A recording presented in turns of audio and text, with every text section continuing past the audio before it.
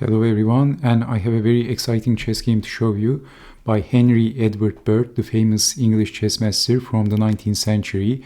This chess game was played in 1850 in London, England, and his opponent is an unknown chess player from England named Pinkerley.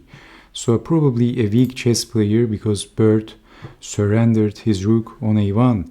So e4 by Bird and developing the pieces rapidly, and we see the Italian game type of position. So d4, e takes, c takes on d4, bishop back, e5, d5, and both players are exchanging the material but then placing the bishop on g5 and threatening f takes on g7, both attacking the rook and discover attacking on the black queen.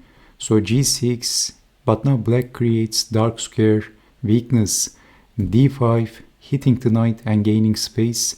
So knight back and b3, takes, bishop to g4 and developing the final piece. Bishop takes on f3, black simplifies as he is a rook up, which is a logical plan. Queen to d7, bishop to c1, bishop goes back and planning bishop to b2. The bishop can be more useful on b2. And we will see how the bishop is going to be much more useful on b2. So pushing the pawn, charging the d pawn, but knight to e5, attacking the queen, queen to c7, attacking the knight, defending, and knight to d7, attacking the knight once again.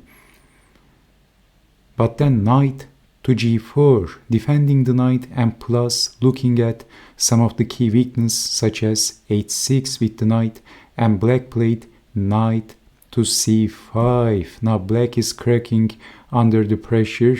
This was a blunder. Which move was better? Queen to f4 was better, or h5 would be the correct way to handle this position, and black is doing okay actually. Don't forget this. White started the game without one of his rooks, so this is a rookos chess game.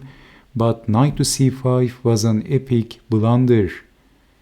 Bird played queen to e3. Why this move was a blunder? As you can see, it blocks the bishop as well. And now Bird has a huge attack with aiming at h6 with the queen and then mating the king on g7. So it is not easy to defend for black.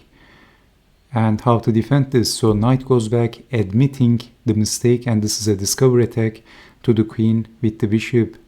But simply queen to h6, aiming at g7, and this looks very dangerous for black. And at the same time, as you can see, Bird is attacking the knight with his d pawn. So eliminating the pawn, but this was the second big blunder with failing to see that white has forced checkmate. Pinkerley probably thought that his knight defends on g7, but he overlooked a very nice forced checkmate pattern which is available for white, and Bird didn't miss that. Actually, in this position, black should have played rook from f to d8 and then capturing the knight, and black is still losing after f7. So queen takes, knight to f6, queen takes, bishop takes, and white is getting back the advantage. So this is losing for black, but this move, capturing the pawn, was an epic blunder. The second big blunder of black. Can you see how white can checkmate the black king by force? Let me give you 3 seconds to pause the video, which is very simple. Okay. Queen to g7 by Bird, sacrificing the queen, and this is very forced. So knight takes on g7 is the only move, and then knight to h6, that's check. So the only move, and then capturing the knight with the pawn, check and mate, supporting the pawn with the bishop as well.